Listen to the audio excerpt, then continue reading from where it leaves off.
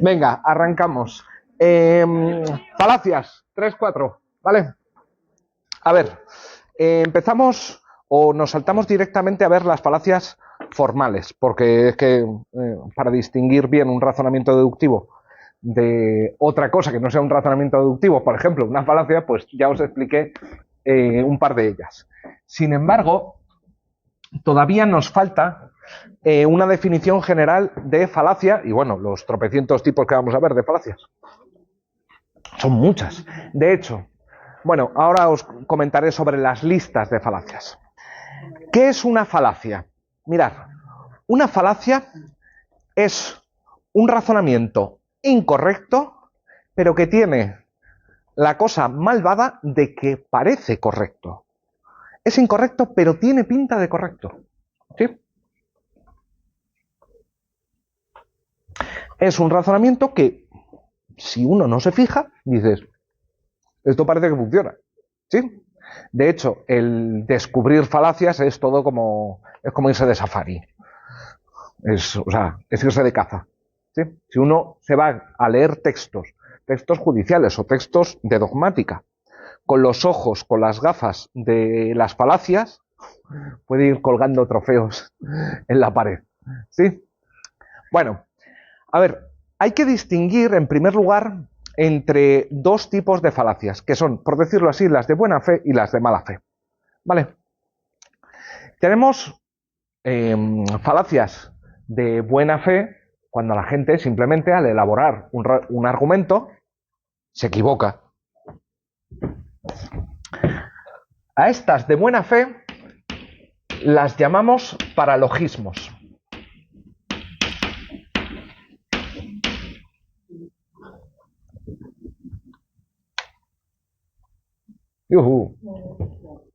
Mejor, ¿no? Paralogismos. Pero también hay gente que los hace a mala leche para intentar confundir al personal. Es muy habitual hoy en día en redes. Ya sabéis que redes es... ¿Cómo? Yo iba a decir la puta jungla, en la que los bulos son solo uno de los problemas. Lo entiendo por bulo aquel enunciado que es comunicado como verdadero, es presentado como verdadero a sabiendas de que es falso. ¿Sí? Pero la gente hace muchas más cosas, no voy a decir que peores, pero igual de bárbaras. A estos los podemos llamar sofismas, a los de mala fe.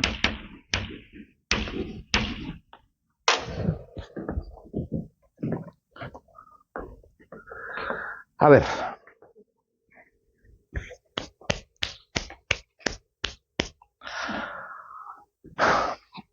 Ay, ¿era con nombre? María. María, perdona. María, ¿qué opinas de... venga, las relaciones poliamorosas? Pues... Da igual, eso lo dices porque eres mujer. Esto lo hemos visto en redes hasta aburrir. Te preguntan algo o lanzas un esto y lo está diciendo porque eres un...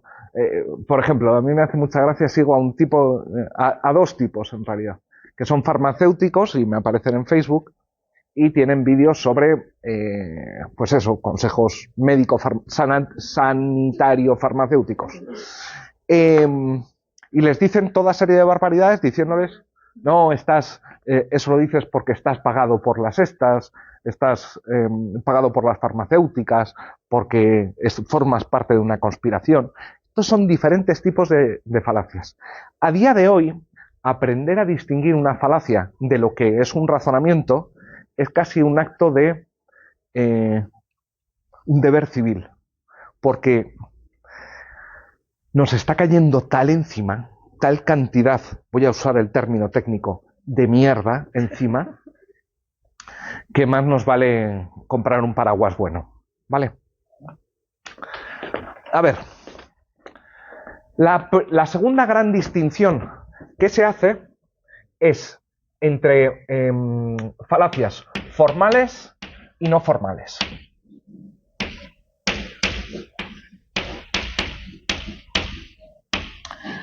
vamos con las formales. Las formales en realidad ya las vimos, ¿vale? Yo os dije, esto es un modus ponens, ¿vale? Si P, entonces Q, P, entonces Q. Todos los hombres son mortales, o si eres hombre, eres mortal. Eres hombre, eres mortal. ¿Vale? Esto tenemos que distinguirlo de la falacia de afirmación del consecuente. Se parecen un montón, pero no son lo mismo. Una falacia de afirmación del consecuente, bueno, como su propio nombre indica, ¿qué es lo que está haciendo? Afirmar el consecuente. Y de ahí concluir P. ¿Vale? Si eres hombre, eres mortal. Eres hombre, eres mortal. Si eres hombre, eres mortal. Eres mortal, eres hombre. Esto es incorrecto, porque también podría ser mujer, o un pajarico, o uno de mis gatitos, ¿sí? Que son también mortales y no son hombres.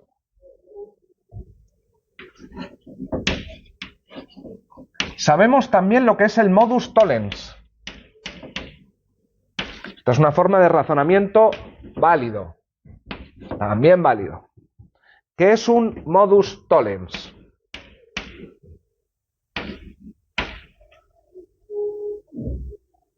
Tenía el consecuente, luego consecuencia, tenía el antecedente.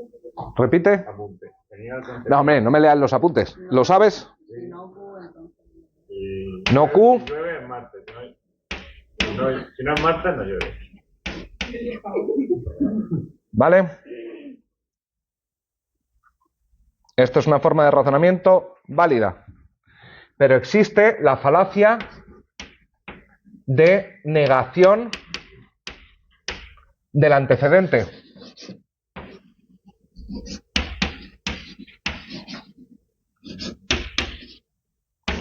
Si P, entonces Q. No P, entonces no Q. ¿Sí? Esto, si os lo encontráis como os lo vais a encontrar en el examen, no digo que esto vaya a ser la mayor parte del examen, pero un par de preguntillas del tipo test caen de esto, lo mejor es sustituir con letras. Es la forma más fácil de verlo. ¿Vale?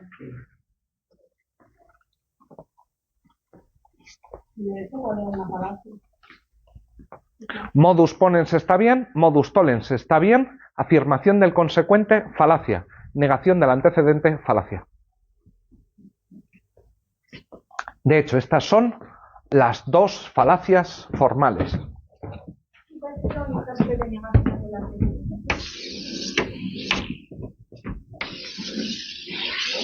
Negación del antecedente. Si llueve, me mojo. No llueve. Si llueve, me mojo. No llueve. No me mojo.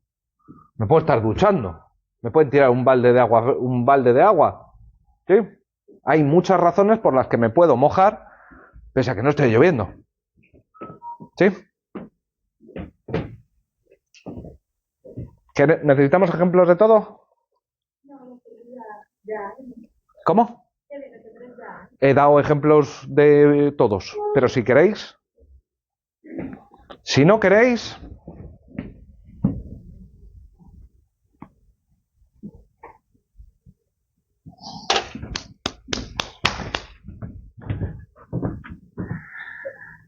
si me invitan a la fiesta, estaré borracho.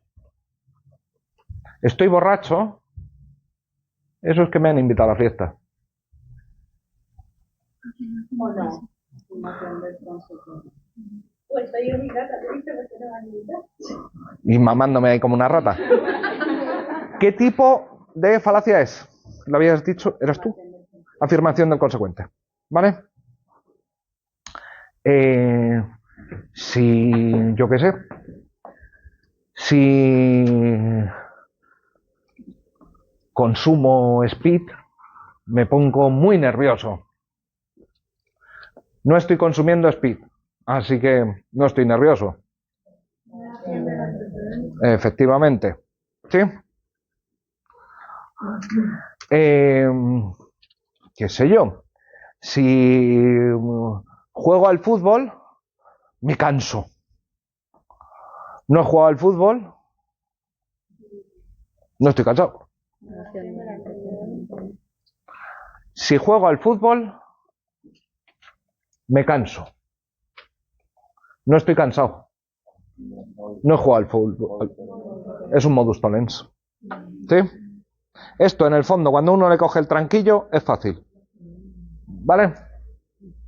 Pues venga, vamos con las falacias no materiales. ¿Las llaman materiales o no formales? Perdón. No formales, mejor. No formales. Mirad, ¿por qué llamamos formales a las falacias formales? Las llamamos formales porque es una cuestión de forma. ¿Tiene esta estructura? Me da igual cuál sea el contenido de las premisas. ¿Tiene esta estructura? Chao, es una falacia. ¿Tiene esta estructura? Me da igual el contenido de el contenido de los enunciados, que signifique P, que signifique Q, que es una falacia. ¿Sí? Por su forma. ¿Vale? Falacias no formales. Bueno, no es una cuestión de forma, simplemente. Lo que pasa es que aquí hay un gran barullo. ¿En qué sentido? Diferentes autores proponen listas diferentes de tipos de falacias. ¿Sí? De hecho, hay algunas o algunos tipos de falacia que no está claro cómo se distinguen de otras.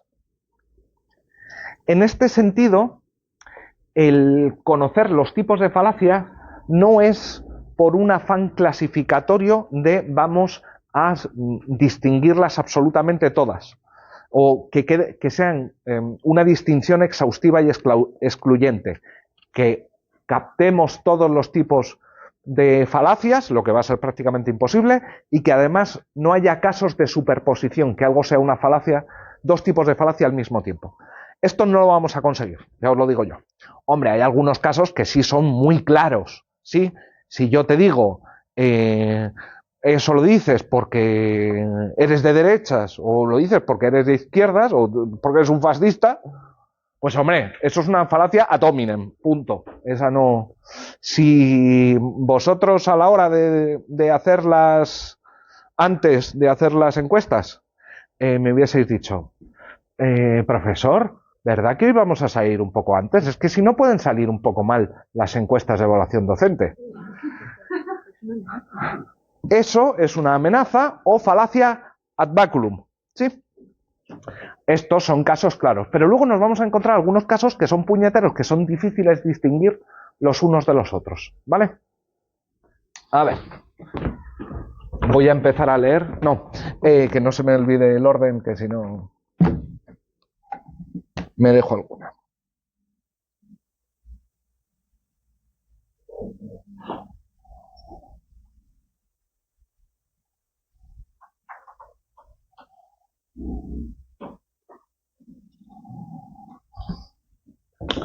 Venga, empezamos con la falacia de generalización. ¿Qué es una falacia de generalización?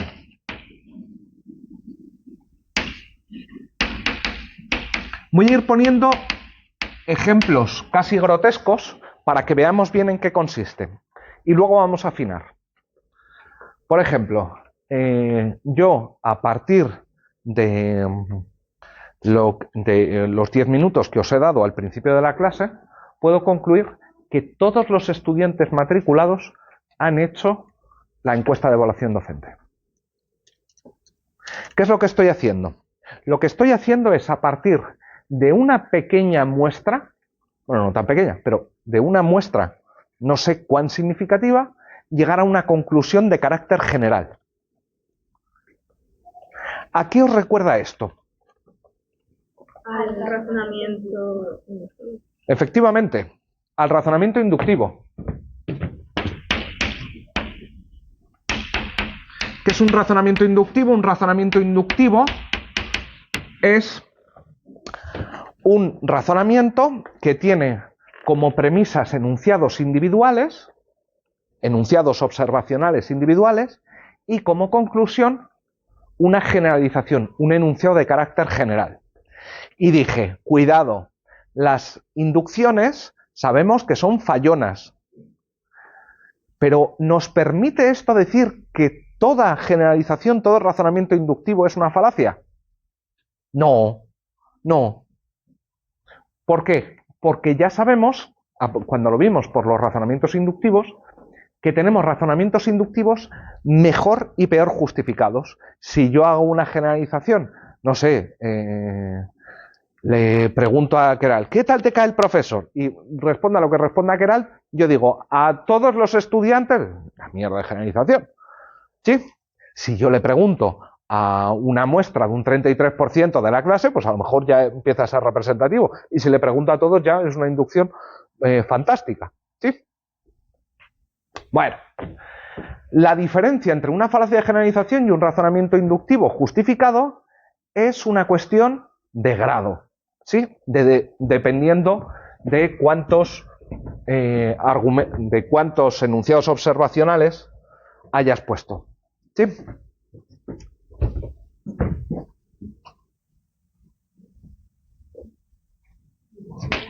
Entonces, una falacia de generalización sería un razonamiento inductivo poco justificado. Malo. Sí. Pero ¿hasta qué punto determinas cuándo empieza a ser una falacia? Es un caso de vaguedad. No lo tenemos claro. No hay un criterio objetivo que permita decir separar las falacias. Lo que pasa es que tenemos casos claros de falacias y casos claros de razonamientos inductivos justificados. ¿Sí? Todos los inmigrantes son, todos los menas son, todas las feministas son, todos vayan eligiendo el grupo que todos los gays son, elijan el grupo a placer y después pongan cualquier, y probablemente sea una falacia de generalización. ¿Sí? Las redes sociales están llenas de esto, de gente haciendo afirmaciones sobre grupos a partir de una muestra que conocen, así mirando por una mirilla. ¿Sí? El discurso del miedo, no el del odio, el del miedo, es un discurso que son falacias de generalización. ¿Sí? Todos los inmigrantes vienen a robarnos el trabajo. Puede que venga alguno con pretensión de entrar en un puesto de trabajo en el que están españoles, pero ¿todos? ¿La mayoría? Sí. Bueno. Razonamiento de conclusión irrelevante.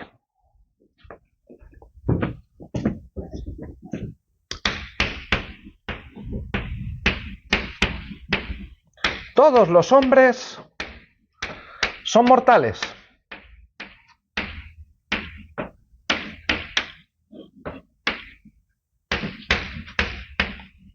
Juan es un hombre.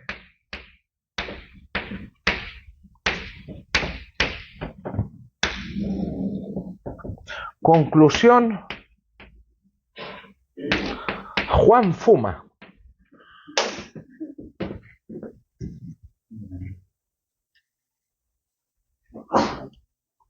Mirad, en un razonamiento lo que pretendemos es, a partir de una información que conocemos, las premisas,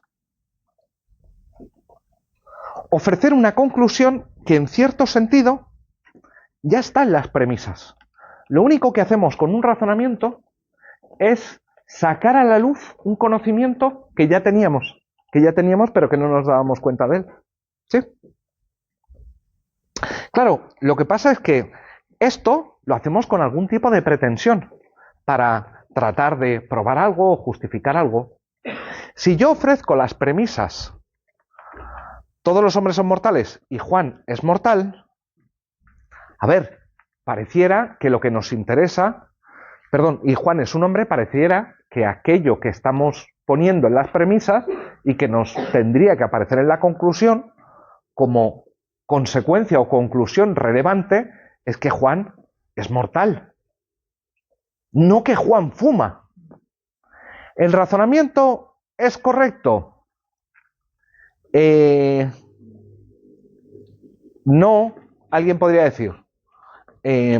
Además, es que no se sigue de las premisas porque puede haber hombres que no fumen.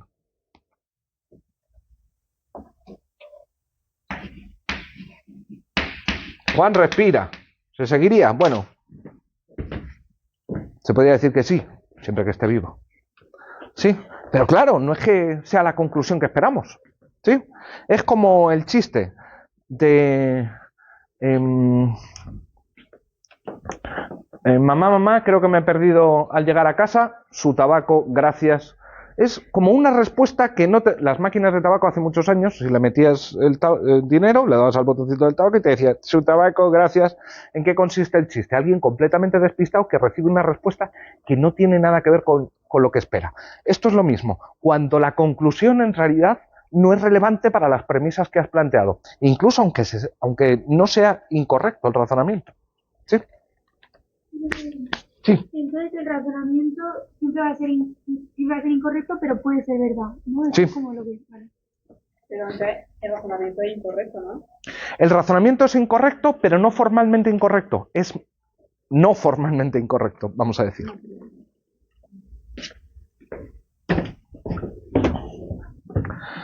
A ver. Si no formalmente incorrecto, podría ser materialmente incorrecto. Es que vamos a hacer un subgrupo dentro de las no formales para las materialmente incorrectas. Causa falsa.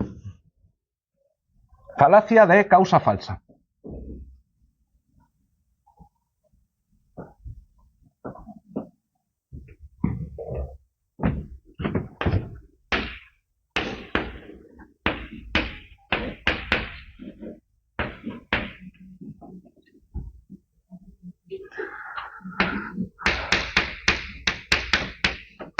Si piloto un avión, llueve.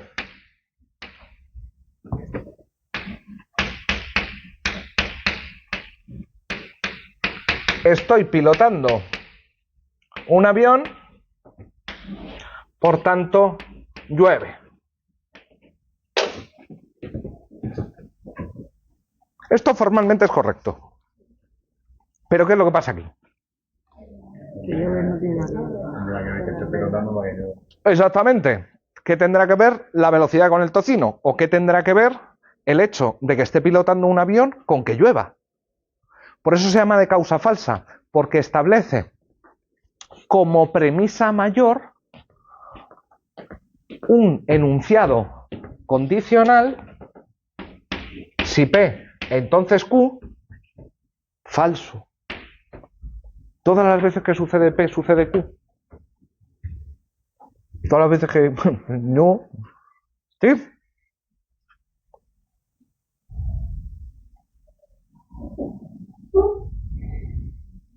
Venga, vamos con 4. Argumento circular.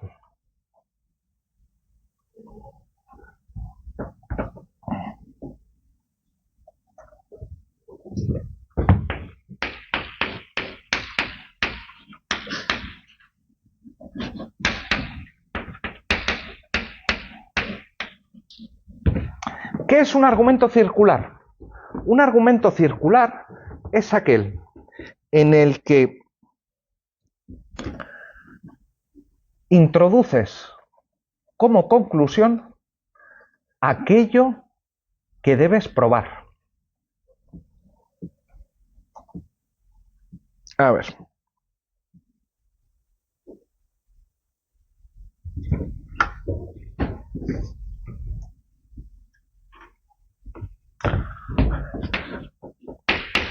Mi defendido llevó a cabo un acto propio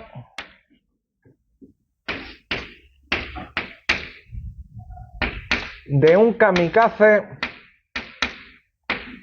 enajenado.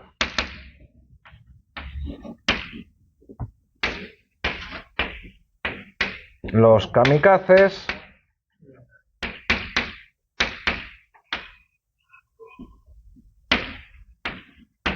están enajenados.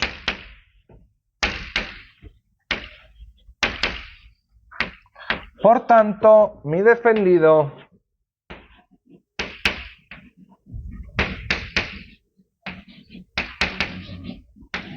es un enajenado.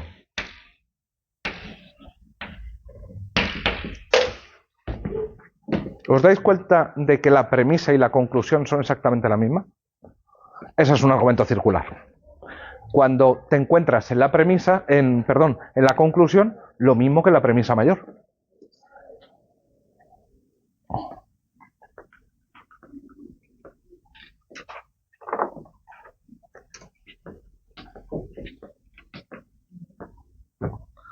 Todos los rusos están a favor de la guerra de Ucrania.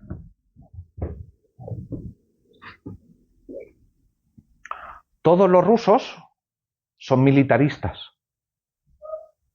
Todos los militaristas apoyan la guerra de Ucrania. Por tanto, todos los rusos apoyan la guerra de Ucrania. Aquello que tendría que probar, lo estoy metiendo como conclusión. ¿Sí? Esta se parece mucho, y de hecho es muy difícil distinguible, de una cosa que se llama petición de principio.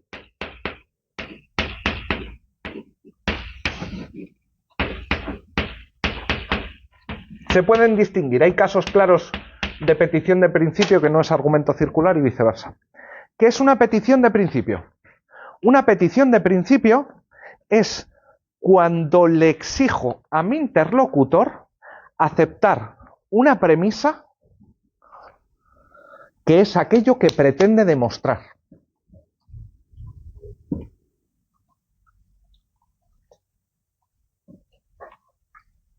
Por ejemplo, pongamos que tengo que poner argumentos para demostrar la existencia de Dios.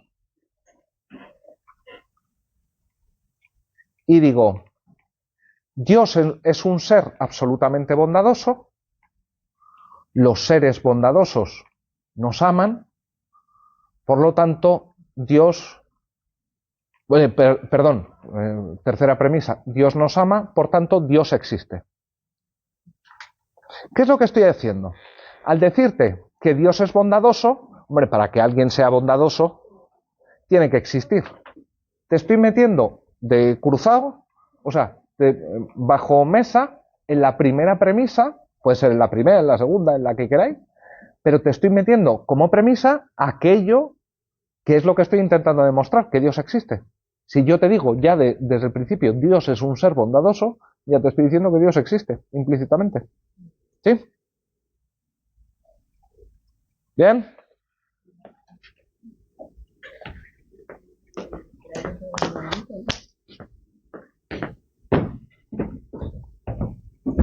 Venga, vamos con la siguiente.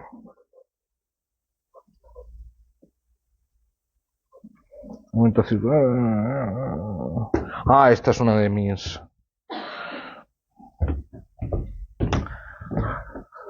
Pregunta compleja. Falacia de la pregunta compleja.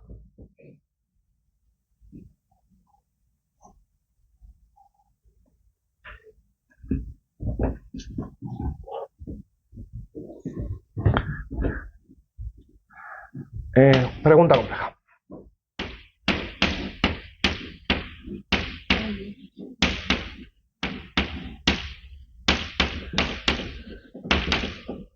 Esto lo he visto últimamente. ¿Te gusta el socialismo?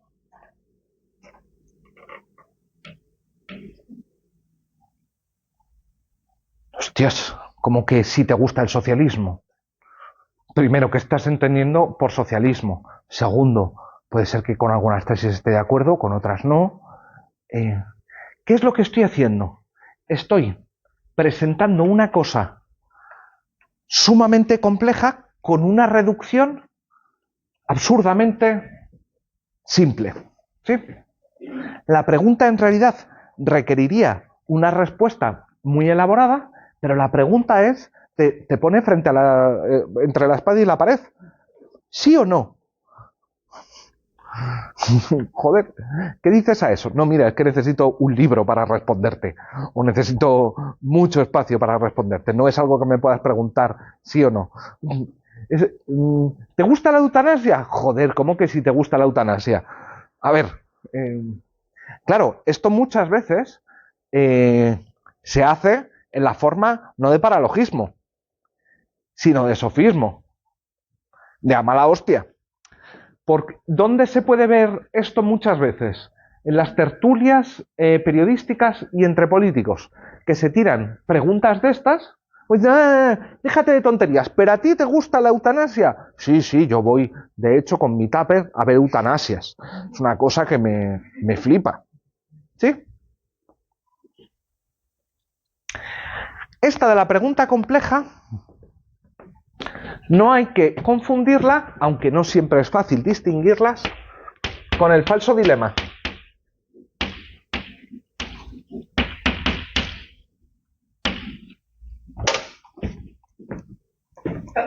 Salud. Lola, ¿eres del Madrid o del Barça? Del Atleti. Hoy un abracito del Atleti, como yo, pobrecita. Lo siento mucho. ¿Veis que he planteado un dilema Madrid-Barça como si no hubiese alternativa? Aquí lo que estoy diciendo es que Madrid o Barça son las únicas alternativas posibles, cuando claro, es posible. Un ejemplo más sencillo. A ver, ¿quieres, o más jurídico, ¿quieres que exista un Consejo General del Poder Judicial o que sean el Congreso o los partidos políticos quienes elijan los jueces? A ver, espera que esto... Hay un abanico en medio, joder, gigante. Hay 1.000.000 de opciones por el medio. Esto es otra vez apuntarte la pistola a la cabeza, ¿sí? Porque te dice O A o B, ¿sí? De hecho, en la pregunta compleja es casi un solo A, mientras que en esta al menos te ofrecen la disyunción. Pero es eso, un falso dilema, como si no hubiese otras alternativas por el medio. Perdón, que no sé qué hora tenemos.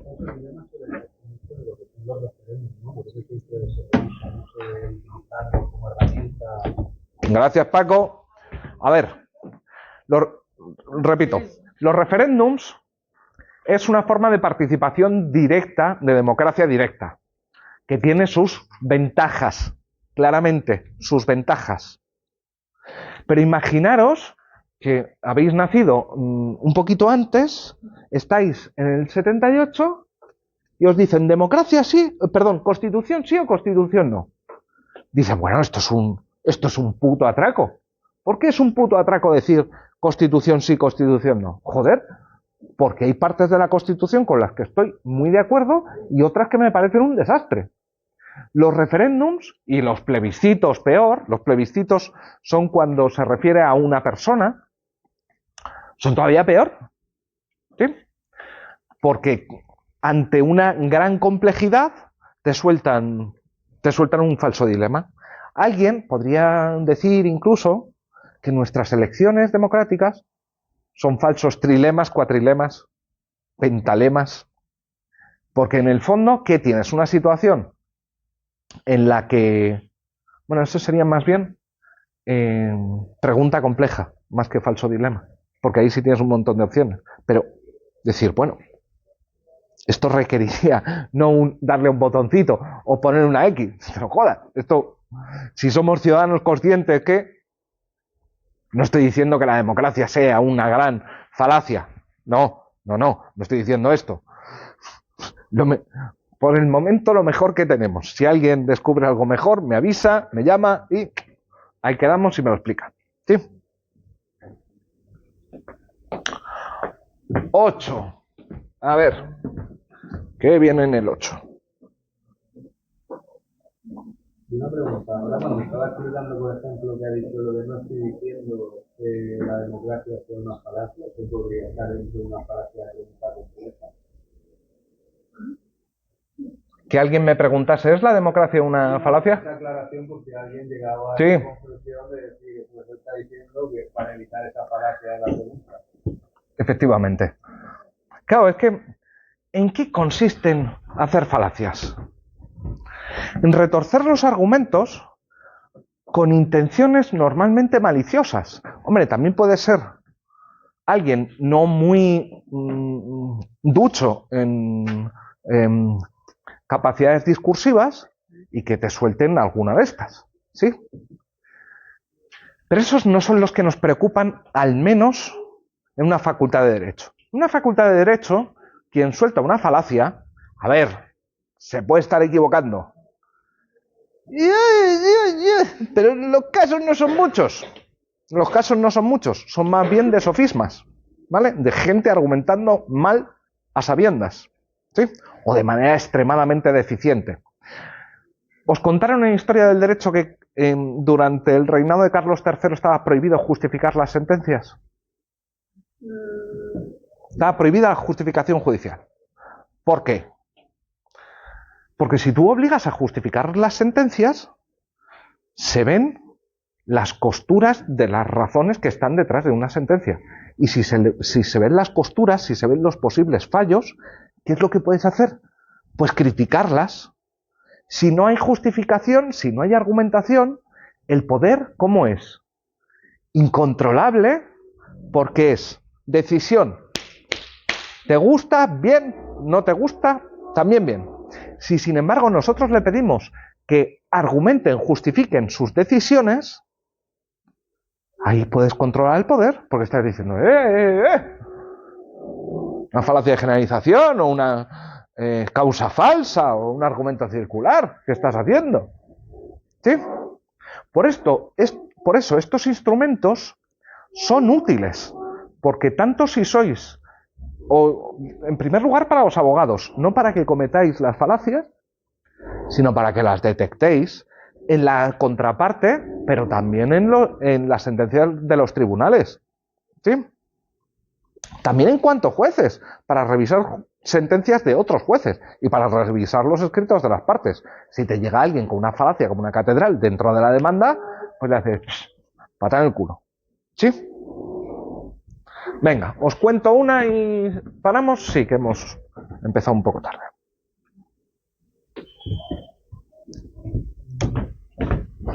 Non sequitur.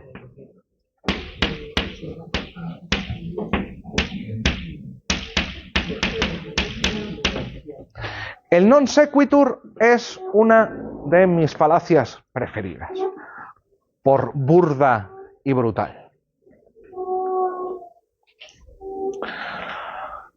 Todos los patos son blancos, pongamos.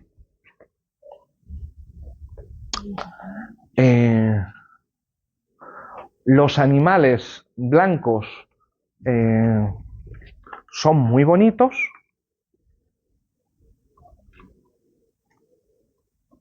Debemos matar a los patos. Sí, es esa cara.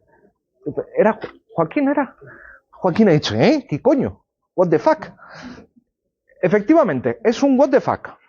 Yo os he dicho, cuando estamos llevando a cabo razonamientos válidos, lo que estamos haciendo es hacer emerger como conclusión, hacemos emerger de las premisas algo que en realidad ya sabíamos, pero lo dejamos más claro.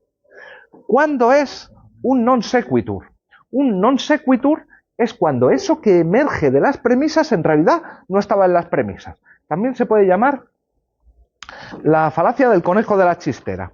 ¿En qué sentido? En que lo que estás haciendo es, a partir de determinadas premisas que te dicen una cosa, de repente sacarte un conejo de la chistera que no está en las premisas y ponerlo como conclusión. O sea, que lo de la premisa no coincide con la conclusión. No coincide. No existe una relación entre las premisas y la conclusión. Por eso se llama non sequitur. ¿Qué significa non sequitur? Que no se sigue. Es decir, que a partir de la información que o de lo que me hayas proporcionado en las premisas, no se sigue la conclusión. Probemos con un razonamiento de tipo abductivo. que sea un non sequitur. Daniel fue al despacho del profesor. Daniel pegó un grito. El profesor salió corriendo ensangrentado con un cuchillo en las manos. Por tanto, María ha matado a Daniel. ¿Cómo? ¿Sí? También puedo hacerlo un poco más retorcido, de manera que parezca más válido. Daniel fue al despacho del profesor, Daniel pegó un grito, María pasaba por allí, el profesor salió corriendo. Conclusión, María ha matado a Daniel. ¿Ah? Lola.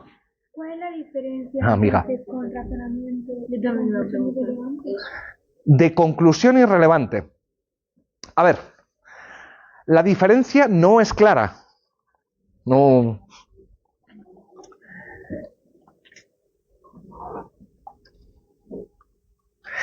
Pero lo que es relevante en una conclusión, en una falacia de conclusión irrelevante, es la falta de coherencia de el objetivo con el que tú has puesto las premisas. ¿Sí?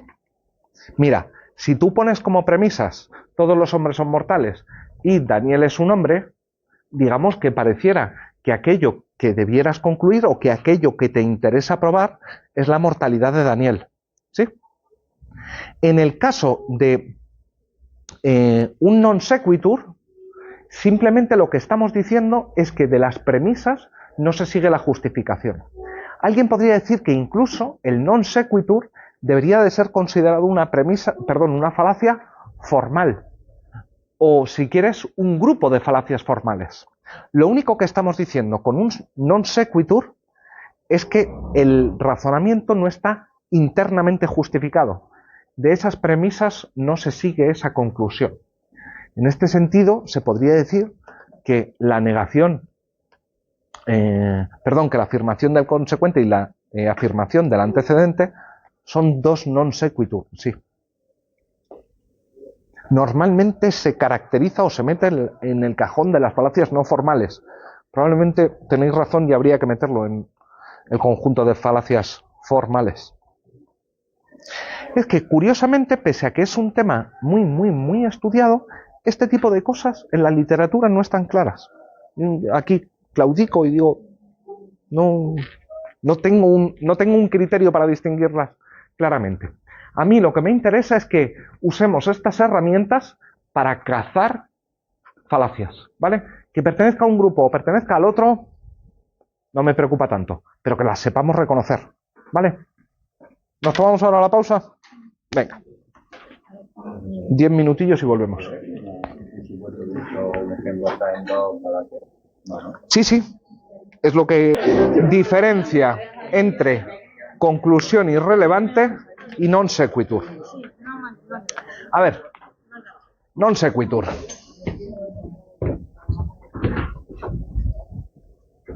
Vamos a borrar aquí.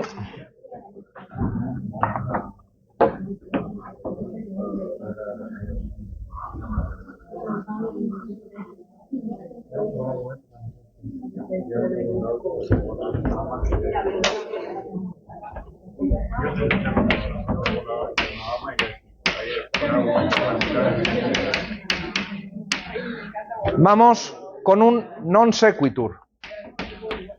Todos los hombres son mortales. Todos hombres son mortales. Paco es un hombre.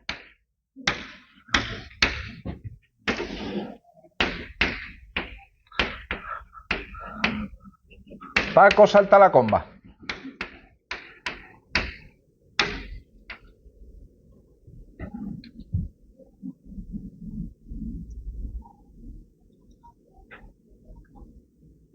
Y ahora pone el otro ejemplo que era todos los mortales, Paco es hombre y Paco fuma.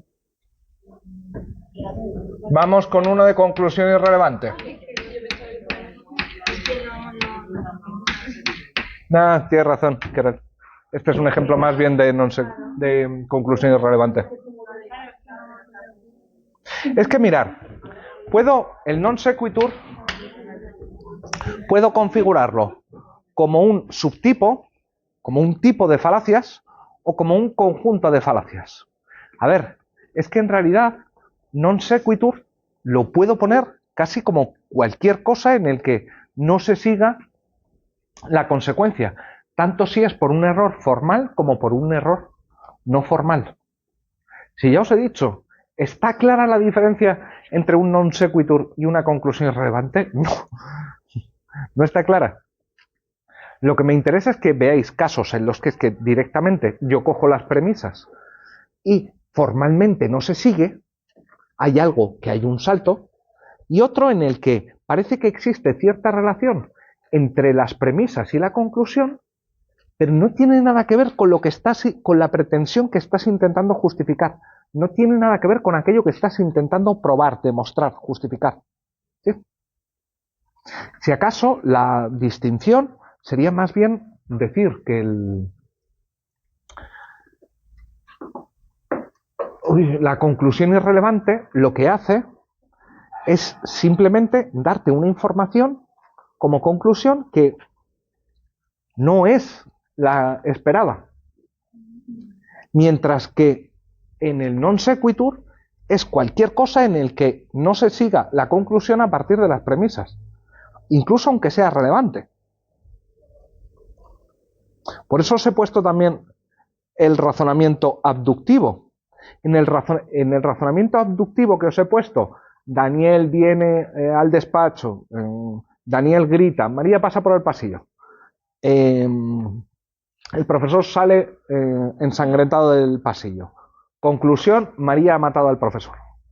A ver, ¿es una conclusión irrelevante? No, porque parecería que todas las premisas las estoy predisponiendo ¿para qué? Para probar quién ha matado a Daniel. ¿Es también un non sequitur? Sí, claro, no se sigue a partir... por eso, es relevante, pero es un non sequitur. ¿Cuál sería irrelevante? Que no implique un non sequitur. A ver. Que no lo implique.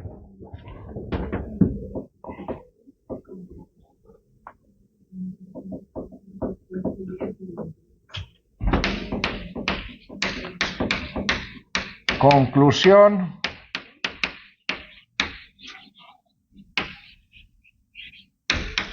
Irrelevante. Los martes juego al fútbol.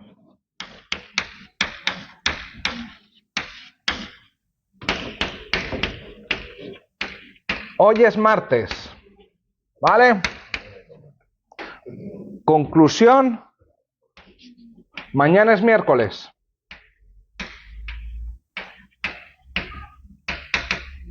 ¿Se sigue a partir de las premisas? Sí, si hoy es martes, mañana es miércoles. Bueno, pero se sigue. ¿Significa esto que sea relevante? No.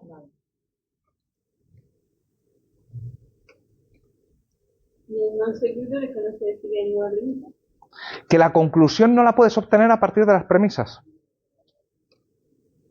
Entonces, la conclusión irrelevante puede ser tanto como un subtipo de non sequitur, por así decirlo, como funcionar de manera autónoma. Como sí.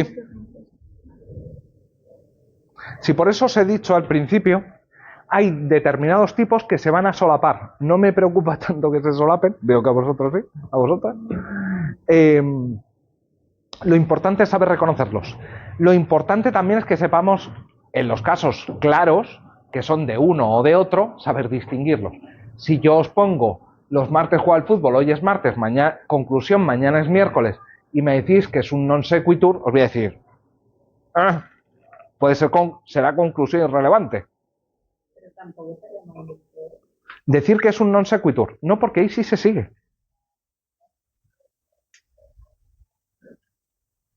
Te parece irrelevante, pero seguir sí se sigue. No usa las dos premisas, ok, pero a partir de una sola premisa puedo dar una conclusión. ¿Bien? Venga. Seguimos. Si tenéis más dudas o queréis más ejemplos, me paráis. Ah, no, que ya habéis hecho la encuesta de evaluación docente. Ya me da igual todo.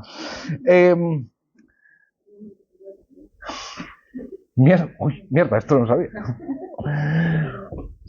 9. Un clásico. La falacia naturalista.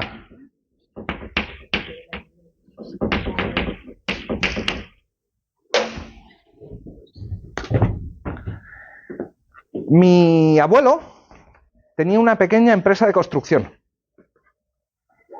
Mi padre también tenía una pequeña empresa de construcción. Mi hermano tiene una pequeña empresa de construcción. Por tanto, yo debo tener una pequeña empresa de construcción.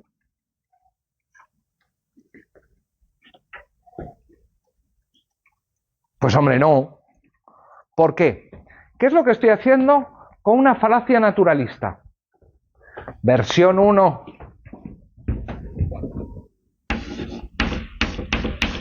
A partir de hechos, ¿qué es lo que estoy haciendo? Derivar normas. Del hecho de que mi abuelo, mi padre y mi hermano hayan hecho A, ¿se sigue que yo tenga que hacer A? Digamos que, si os fijáis, la falacia naturalista, formulada en su momento por David Hume, una de las cosas para la que nos sirve mucho para poner en cuestión, pues todas las tradiciones. Todo, desde tiempos inmemoriales se ha venido haciendo, y me chupa un huevo, como si es desde toda la eternidad. Falacia histórica. No sé cuál es la falacia histórica. A ti te la dieron en bachiller, pues bueno, si es... Como que todo lo que como por ejemplo justificación de los pueblos. Es un tipo de falacia naturalista. Hay otro tipo de falacia que se puede llamar histórica. A ver, ¿cuál es la falacia histórica? Pero esto es dudoso que sea una falacia. Cuando coges criterios actuales para entender o enjuiciar la realidad del pasado. Por ejemplo, puedes decir que en la Edad Media eran todos imbéciles. ¿Sí? Porque no sabían las cosas básicas acerca de higiene, limpieza. Para un segundo. ¿Qué conocimiento disponible había en aquella época? No podemos juzgar con los estándares actuales qué es lo que se hacía en el pasado. ¿Es esto una falacia?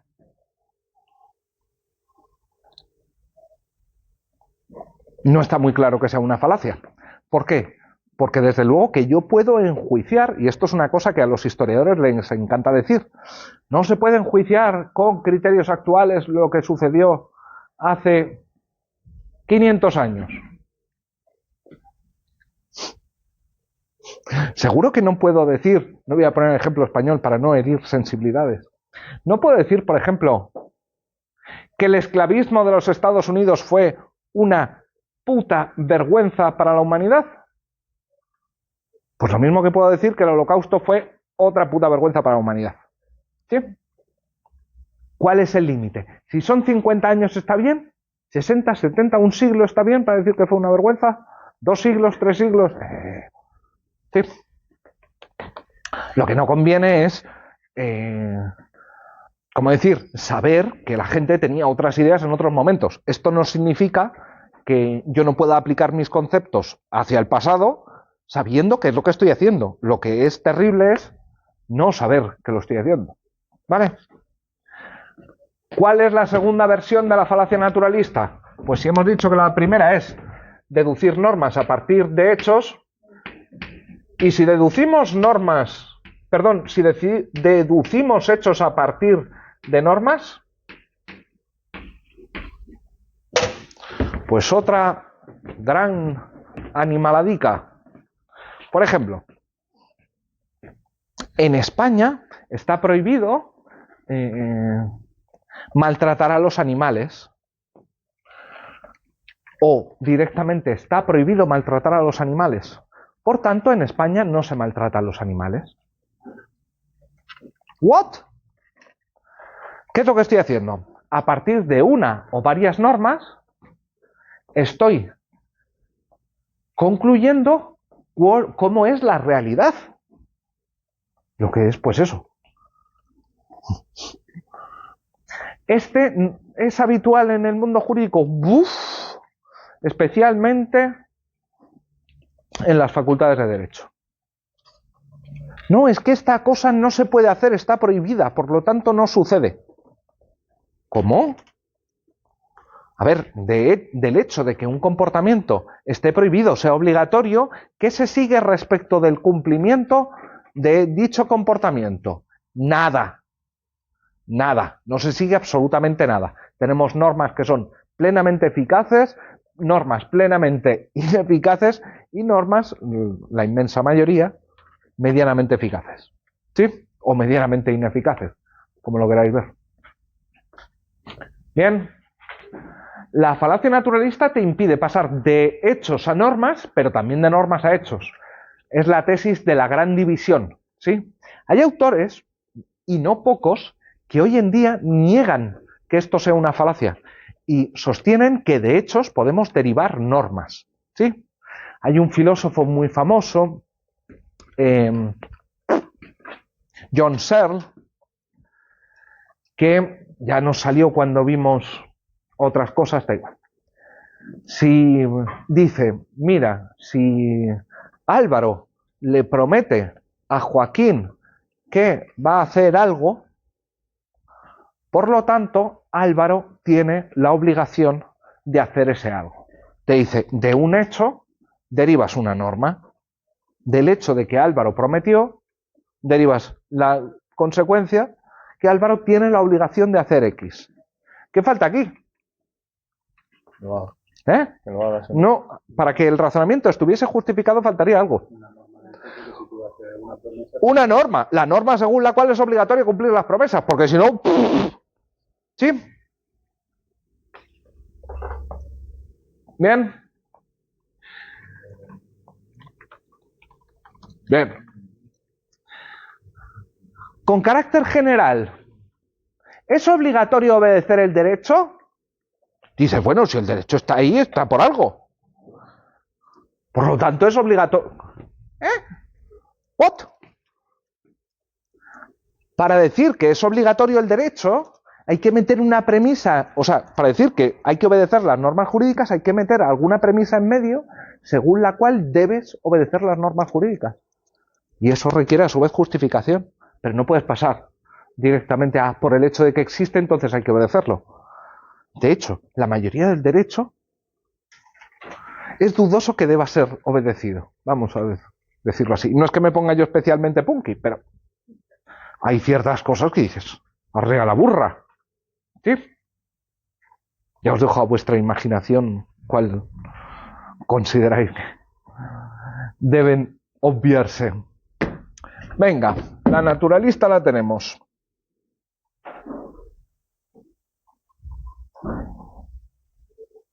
Oh, anfibiología.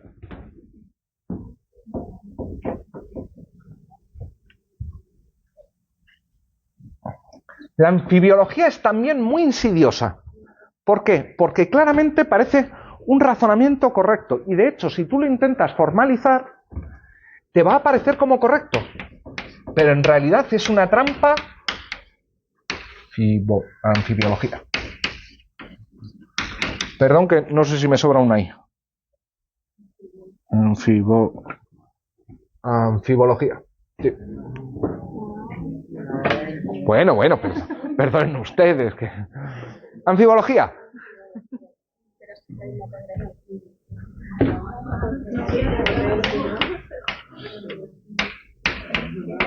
Todas las personas tienen derecho a la vida. Las sociedades anónimas son personas. Por lo tanto, las sociedades anónimas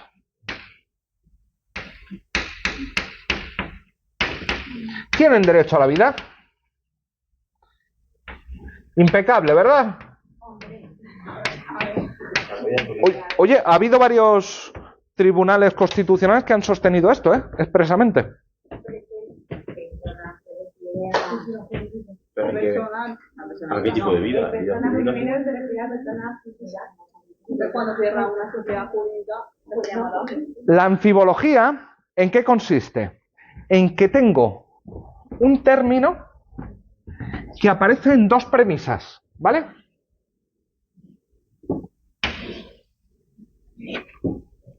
Pero no significan lo mismo, porque aquí persona no significa lo mismo en el primer enunciado que en el segundo enunciado, porque cuando decimos todas las personas tienen derecho a la vida, ¿en quién estamos pensando? En las personas físicas. Y cuando decimos que las sociedades anónimas son personas, estamos pensando que son personas jurídicas. ¿En qué consiste aquí la trampa? En que te he cambiado el significado del término persona y claro, la conclusión es un poco rara. Las sociedades anónimas tienen derecho a la vida. Se podría decir tienen derecho a su continuidad, a su, no sé, lo que queráis. Pero a la vida, por ejemplo, fuera de coñas, el Tribunal Constitucional chileno ha dicho en repetidas ocasiones que las personas jurídicas, incluidas por supuesto las sociedades mercantiles, tienen derechos fundamentales. Libertad de expresión, honra, dignidad. Sí, yo cuando me enteré te puse esa misma cara, Maldo, que es un poco de joder. Sí, pero tienen algunas otras cosas también muy simpáticas, como que bueno, no me quiero ir con batallitas, como que utilizan el derecho de propiedad como base de los derechos fundamentales. Y tú no es que tengas derechos fundamentales, sino que tienes propiedad sobre tus derechos fundamentales. Pero bueno, eso ya es otra cosa. Con lo cual todos los derechos fundamentales quedan protegidos por el mecanismo de derecho de propiedad. Nada, eso nos aburro. Hemos visto 10 falacias no formales y ahora nos faltan las no formales y además materiales, ¿vale? Si es que sobre esto hay hay a raudales. Son no formales y luego hay no formales materiales. Exactamente. Si me decís, oiga, profe, que esto parece un cajón desastre, es un cajón desastre. Estas 10 son falacias no formales y ahora vienen falacias No formales materiales. Exactamente. Exactamente.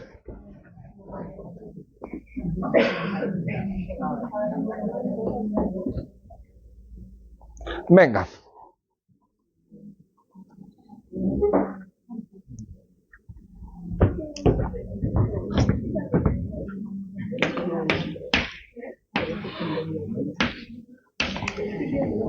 Argumento. Bueno, ad personam. Venga.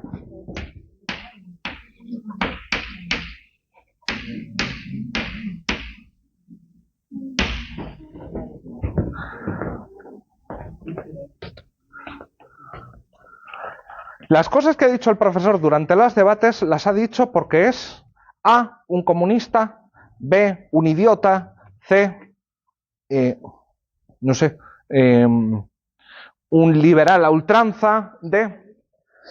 ¿Qué es lo que estamos haciendo aquí? Estamos rechazando todos los argumentos de una persona con base en qué exactamente. Con base en una propiedad del sujeto, ¿vale?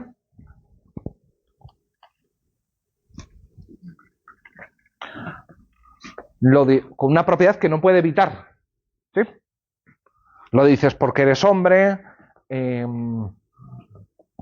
Mira, por ejemplo, el otro día se me pasó por delante un reel de unos padres mexicanos que llevaban atado con una correa a la muñeca a un niño. Y hubo una tipa que se acercó y le dijo, pero esa no es forma de llevar a un niño. Y le dijo, eso lo dices porque no eres madre.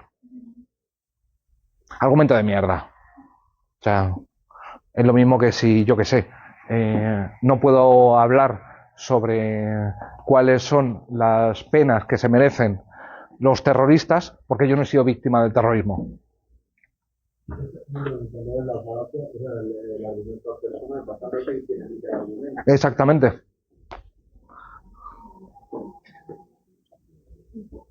O sea, utilizas la falacia ad personam para rechazar los argumentos de otra persona con base en una propiedad suya. ¿Sí? Profesor, una preguntita. Sí. ¿Qué diferencia va a haber entre las falacias no formales y las no formales materiales? ¿Va a haber alguna diferencia como tal? ¿O es un subtipo común? Que si me lo estoy inventando la etiqueta. Estas claramente hacen referencia, claramente, no digo que las otras no, digo, estos son ejemplos claros de que el error está en las premisas, en el contenido de las premisas. ¿Vale? El error está en el contenido de las premisas. Y alguien me podría decir, por ejemplo, ¿y la falacia de generalización? Bueno, la falacia de generalización puede ser reconstruida como no necesariamente material en cuanto implica otro razonamiento de carácter inductivo. Y así sucesivamente. Bajo un determinado punto de vista puedo formalizar una salchicha. Si quiero puedo formalizar una salchicha. Lo que pasa es que nos sirve esta etiqueta de material para darnos cuenta de que es el contenido en estos casos. En estos casos claramente en el contenido. Por favor, se ruega que esto no pase. No pase en la corrección de exámenes. Yo en mi despacho tengo una pizarra justo detrás y lo tuve que poner porque ya me había cansado. Argumento ad misericordiam. Profesor, es que solo me queda una asignatura. Profesor, mi vida va a ser imposible si no. Profesor, apiádese. ¿Sí? Es apelar a los sentimientos del interlocutor. ¿Por qué es una falacia? Porque en un razonamiento lo que intentamos es justificar. No que decidan a nuestro favor, sino justificar nuestra posición. De hecho, en las revisiones de exámenes, yo lo que os voy... Hay algunas personas que han venido a explicarme por qué han hecho lo que han hecho.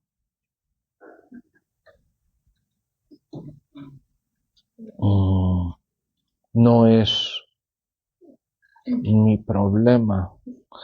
El punto es que vosotros seáis capaces de justificar vuestra pretensión, que normalmente es aprobar. ¿Sí? No me vengáis contando por qué habéis hecho lo que he hecho, lo que habéis hecho, a menos que esto sirva para justificar por qué os debería aprobar. Entonces ahí sí. ¿Vale? Pero por favor no recurráis a... Además soy un blandito. Si no...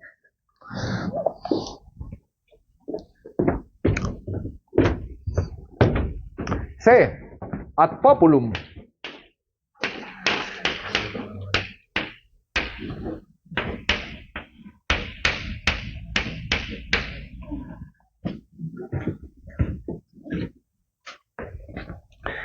España quiere que Perro Sánchez dimita.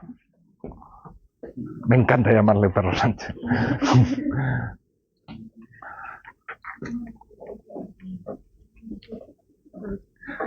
Los murcianos y murcianas queremos... ¿Qué queremos? ¿De Cartagena?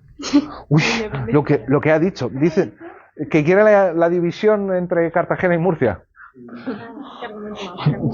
¿Qué argumento más de Cartagena? Bueno, ¿en qué consiste una falacia ad populum? En que le estoy atribuyendo una opinión al conjunto del pueblo, nación, estado, lo que queráis. Los españoles queremos, los franceses quieren, los de Guadalajara piensan, los valencianos. No es que exista una mente colectiva colmena que sea los españoles. Esto también es como cuando dices, pues yo creo que hablo en nombre de todos cuando digo tal. O sea, es casi como anunciarlo, cuando la falacia. Hablo en nombre de todos. A ver, ¿quién puede hablar en nombre de todos? El que no está. Bueno, tú eres el subdelegado. ¿Él puede hablar en nombre de todos? Sí. ¿Por qué? Porque tiene un mandato de representación. Pero es lo mismo que ya ha pasado alguna vez que me escribe alguien que no es delegado ni subdelegado, me dice, oye, ¿qué hemos decidido en la clase? Hostias, te estás arrogando la voz de la clase. Entonces ahí se me ponen los pelitos parados y digo, a ver qué me está diciendo. Y esto no se podrá considerar como un subtipo de falacia de generalización. Porque, a ver, tú igual dices eso en base a que has escuchado a alguna persona decirlo, y ya se lo atribuyes al país entero. Sí, pero no tienes por qué ni habérselo oído decir a alguien. O puedes ser consciente de que no lo has oído a un conjunto suficiente de personas como para atribuirlo a... Puede ser simplemente que lo que quieras es atribuir. Atribuir significa aquí imputar determinadas palabras a un determinado sujeto colectivo, que no tiene la capacidad de hablar. ¿Sí?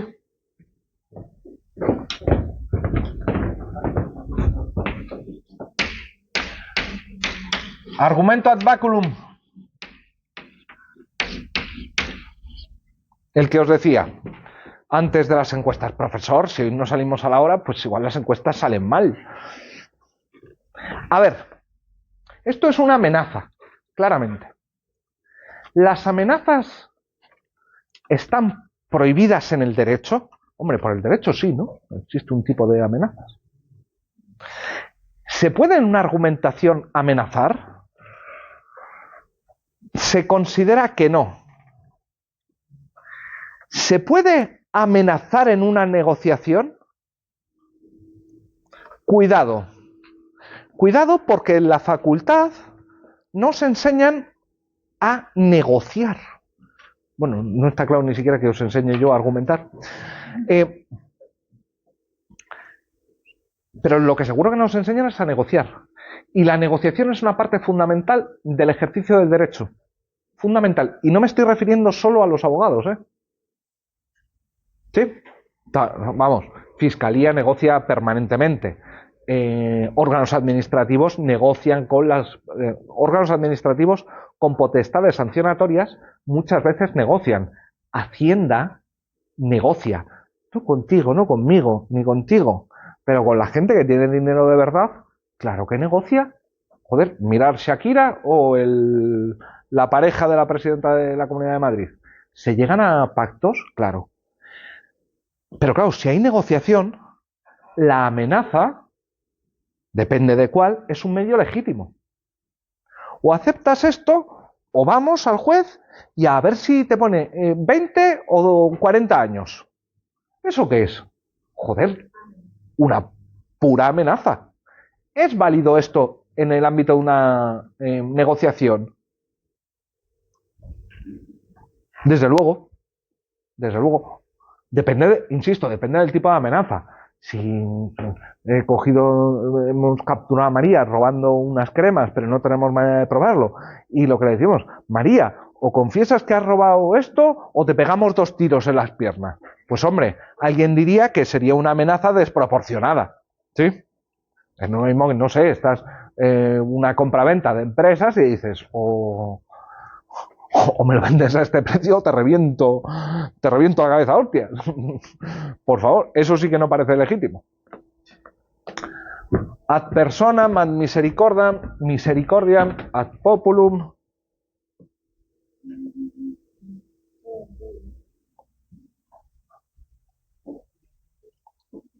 Oh.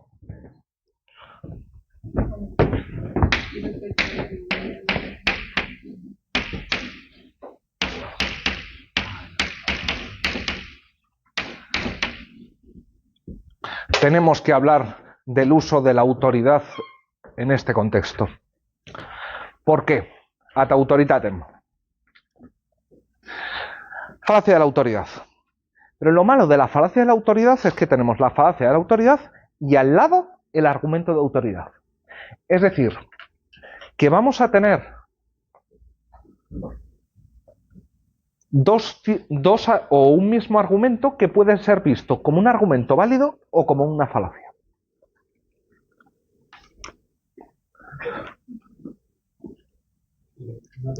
Sí. ¿Falacia sobre la autoridad no existe? No, la voy a explicar ahora. Ah, vale. Sí. Pero entonces han traído dentro de las no formales, Materiales. No formales, materiales. tanto la falacia como la... No, el argumento no. No sería falacia.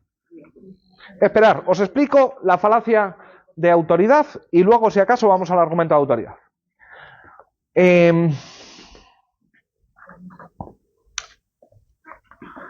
Si yo le pregunto, no sé, A Lola. Lola, en el examen, ¿cuál es la diferencia entre normas primarias y secundarias? Y Lola me dice, mira, la auténtica división entre normas primarias y secundarias es aquella establecida por mi tío Paco. Forjar, ¿no? Bueno, Forjar, por Kelsen, ha habido múltiples autores que la han usado. ¿Qué es lo que estoy haciendo cuando llevo a cabo una falacia de autoridad? Estoy respaldando mi argumento. ¿En qué estoy respaldando mi argumento? Estoy respaldando mi argumento en la opinión de un sujeto. ¿Sí?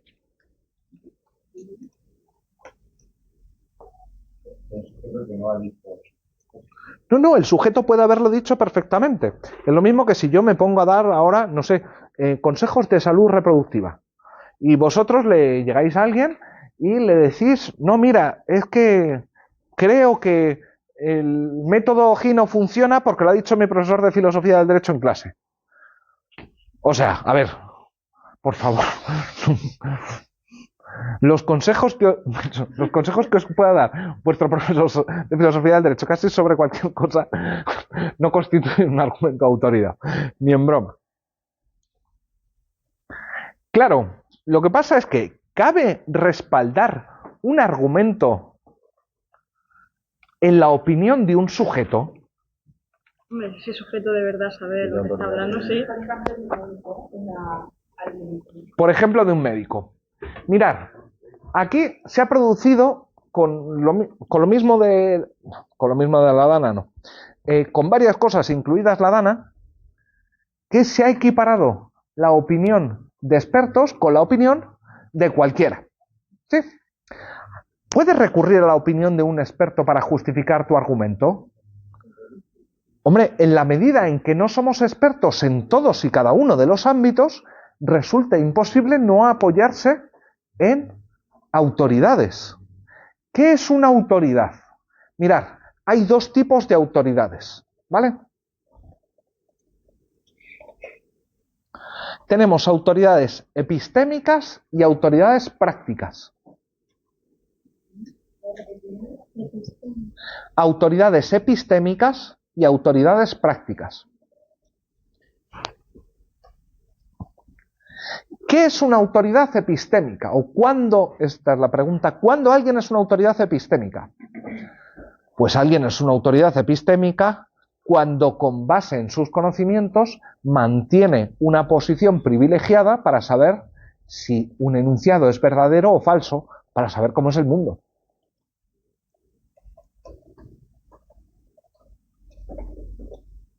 Claro, yo en esta clase soy una autoridad epistémica en cuanto a la filosofía del derecho. Se es autoridad epistémica para una serie de ámbitos, no para todos. O sea, a menos que, no sé, Dios o un ser humano. Ah, amigo, la del Papa es un caso bien curioso. Pero primero explico la normativa, la otra. ¿Cuándo alguien es una autoridad normativa? Alguien es una autoridad normativa cuando tiene la capacidad para dictar normas. Práctica o normativa, perdón.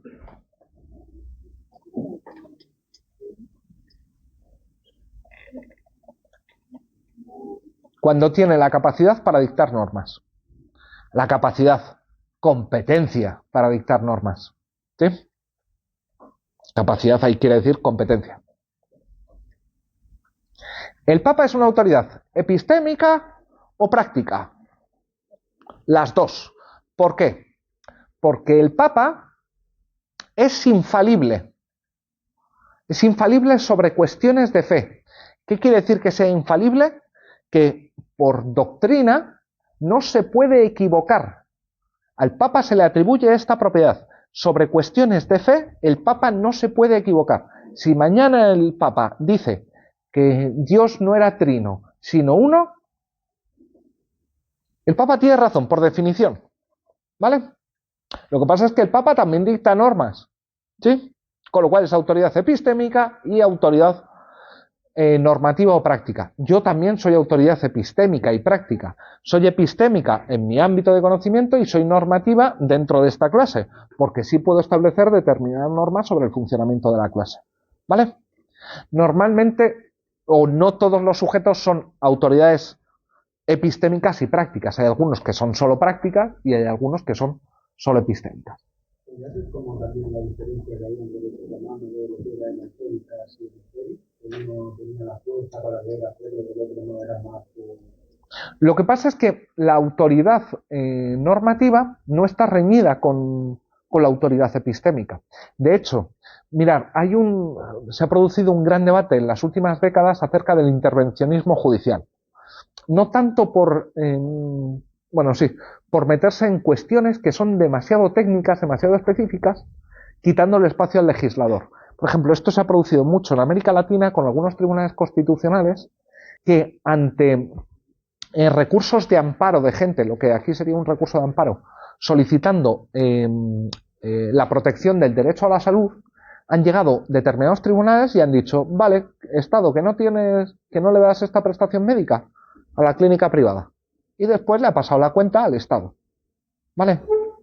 Ahí, ¿qué es lo que se ha criticado? Que esos tribunales no tienen las capacidades, ¿tienen la capacidad práctica para hacerlo? Sí. ¿Tienen la capacidad epistémica para saber si esa es la mejor forma de satisfacer el derecho a la salud? Dicen no. En realidad no saben cómo tendría que ser un sistema de salud que pudiera satisfacer el derecho a la salud de todos los ciudadanos. Porque falta saber cosas de organización de las administraciones públicas, de cómo funciona un servicio médico, y de este tipo de cosas no pueden ni puta idea. ¿Sí? Por eso se dice que hay que ser diferentes con el legislador en estos casos. Cuando alguien es una falacia, ¿cómo distinguimos una falacia de autoridad de una falacia de un argumento de autoridad? Hombre, un argumento de autoridad es cuando el sujeto que tenemos es una autoridad normativa o una autoridad epistémica. ¿Cuándo es una falacia? Cuando estoy recurriendo a alguien que no lo es. ¿Se cometen, tenemos argumentos de autoridad en el derecho? Sí, muchos. Es más o menos frecuente, aunque no en las sentencias, los jueces españoles raramente citan doctrina, ¿sí? Raramente citan a vuestros profes. Pero ¿a quién sí citan los tribunales? A otros tribunales, efectivamente, ¿sí? Hayan hecho o no jurisprudencia estable, y los citan. Órganos de primera instancia citando órganos de primera instancia.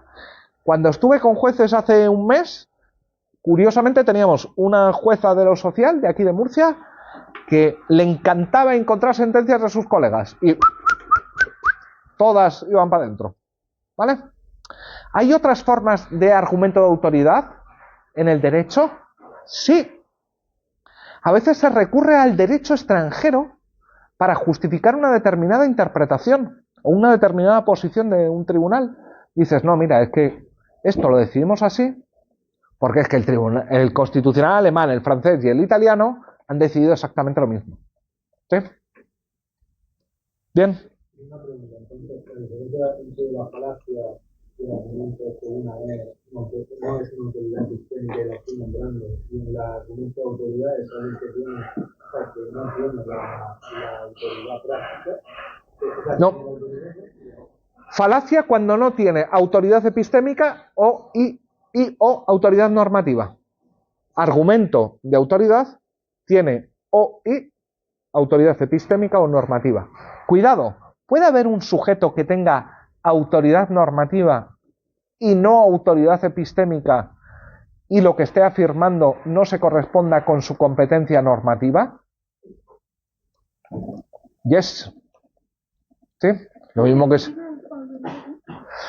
Tienes autoridad normativa, pero no autoridad epistémica. Y estoy dando una información sobre algo que sale de mi competencia epistémica. Por ejemplo, yo hablando, yo qué sé, no sé, de cualquier gilipollez que se nos ocurra. Yo hablando de fútbol. ¿Sí? El 99% de la población humana hablando de fútbol. Y ahora tenemos Y 56.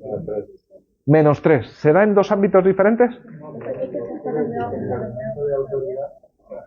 Le tienes epistémico y... Cuando necesito normativo, o habla cuando necesito normativo, lo que estoy evocando es el No te he entendido, Paco. a lo que me refiero es que yo estoy dando una opinión de alguien que es un experto en la materia Sí, y yo a la misma vez tengo una autoridad, lo de autoridad práctica, ya. quiero decir, se da cuando Sí. una autoridad práctica, no sé si me Sí, explico, sí. que se cruzan, que cuando tengo que evocar a alguien que tiene autoridad normativa o práctica, evoco a alguien que te estaría en lo que es epistémica y a la inversa. Eso se produciría. Yo, legislador español, durante la pandemia decreto que o uso obligatorio de mascarillas. ¿Por qué? Porque tengo a la Organización Mundial de la Salud, autoridad epistémica, que me está diciendo, chicos, o frenamos los contagios y este es un medio útil o esto es la hecatombe. Claro, yo en cuanto a legislador español soy autoridad normativa apoyándome en una autoridad epistémica como en la Organización Mundial de la Salud. ¿Sí? Eso sería la falacia. No, ¿por qué? Yo argumento, o sea, yo mismo genero un argumento de autoridad en cuanto soy el legislador y tengo competencia para dictar normas y me estoy apoyando en un sujeto que es una autoridad epistémica. Ejemplo de autoridad normativa que utiliza una falacia de autoridad de tipo epistémico. No sé si sabéis que Donald Trump ha nombrado a un antivacunas como ministro de Sanidad. ¿Vale? ¿A qué fuentes va a acudir este? A Nature, Science, las revistas indexadas, Microbiology. No, va a recurrir a opiniones no científicas, no de autoridades epistémicas. ¿Sí? Y ahí estaría la Falacia. ¿Sí? O es lo mismo, o os pongo un ejemplo de falacia de argumento de tipo autoridad. Llegáis vos, el que os he dicho, que le llegáis vosotros a vuestra pareja y le decís que no, mira, respecto de salud sexual y reproductiva, mi profesor ha ordenado. Dices, ¿pero qué es esto? ¿Desde cuándo tu profesor tiene competencia para dictar normas en materia de salud sexual y reproductiva? ¿Sí? A ver, dejadme un segundo que mire si... Es que creo que nos falta una y con eso cerramos.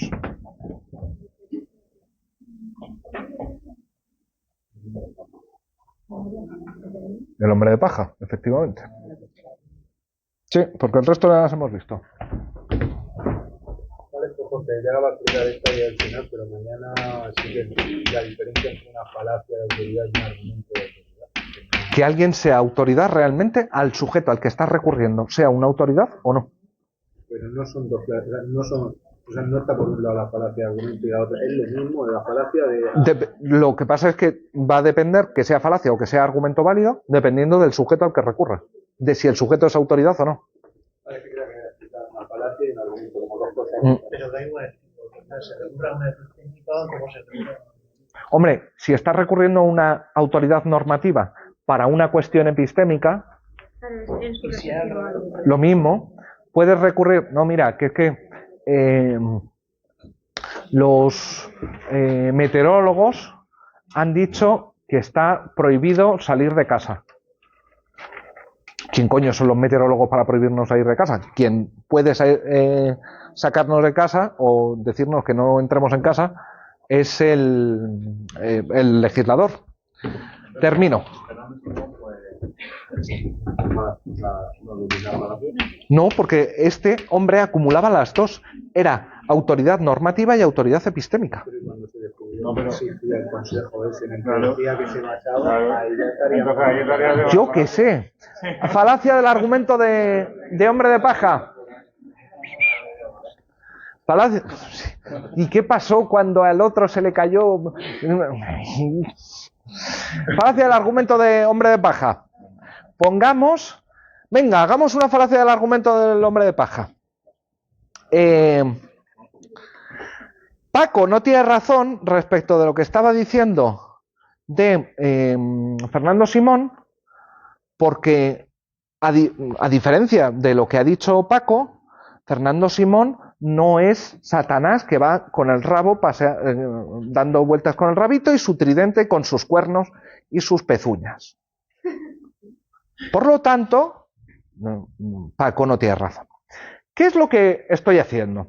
Lo que estoy haciendo es coger lo que ha dicho Paco y ponerlo de manera tan ridícula y absurda que, claro, es facilísimo deshacerse de ello. Alguien sostiene mañana que deberían de estar prohibidos los seguros de salud privados. Y yo cojo y digo, bueno, en definitiva, tú lo que estás diciendo es que se jodan y se mueran las personas que tienen seguro de salud privada. A ver, ¿he dicho yo esto? No. ¿Por qué se llama falacia del hombre de paja? Porque lo que estoy haciendo es construir un hombre de paja que es mi adversario al que golpear. Pero es un adversario que me he construido yo de la peor manera posible. ¿Para qué? Para vencerle fácilmente. Esto se produce también mucho en programas de televisión, o sea, que lo que estás diciendo es esto, esto y esto. ¿Qué es lo que estoy haciendo? Reconstruir al otro de manera tan poco caritativa, tan injusta, que lo que le hago decir son gilipolleces, así como pianos. ¿Se da esto en el ámbito de la filosofía del derecho? Así de veces, en el ámbito de la filosofía del derecho.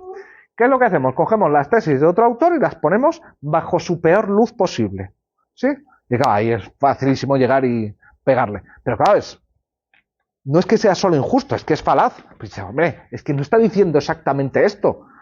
Tú estás haciéndole decir cosas que no dice. ¿Para qué? Para mostrar que su posición es completamente errónea. La política, a ver, la política en general, toda falacia de generalización. ¿Algunos argumentos políticos que se dan? Sí, claro, desde luego. No, sí, a ver, tendemos a pensar que los extremos o el radicalismo político es una cosa mala de por sí. Os recuerdo que el radicalismo fue lo que trajo las democracias. No la gente moderada, sino los radicales. Fueron los que hicieron la Revolución Francesa. No la gente que estaba ahí. No. Los que asaltaron la Bastilla y dijeron, vamos a cortar la cabeza al puto rey. Así que el hecho de que alguien sea radical, no lo equiparéis con malo, lo equiparéis con radical. Nos vemos mañana. Sí.